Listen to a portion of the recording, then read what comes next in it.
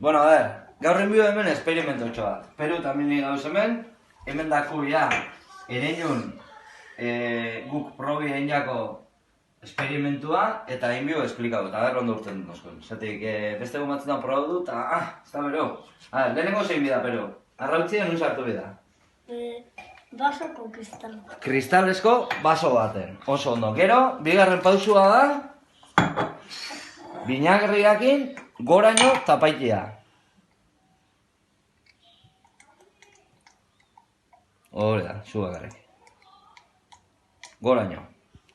Eta gero, esaten dago ez dakit, osmosis erolako reakzio bat iten dagoela, binagriak arrautziakin, eta ez da hemen ikusiko zuen, hau doia 2 egun. Esaten dago 48 ordu inbi dagoela.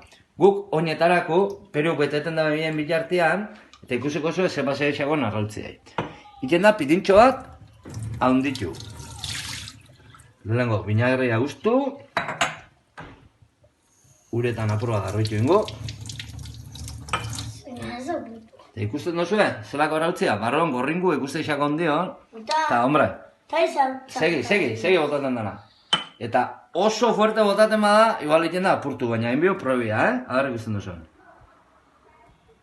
Ikusten duzuen? Ja, geixo guezen. Pelotan saltarinia moan. Geixo bestu botako, zade goinartekoak apurtu inxako eta Peru dau pitintxo da larretxo. Bueno, behar dago zuek gure erronka. A ber, zuek etxietan, iten dozuen, holako arrautza saltarin bat. Fuerte botaten mozue, hemen deuen beste bat ametzena preparatuta eta inxako apurtu. Eta korringua eta gana urten dago, baina bueno. Hala, agur, ondo pasau.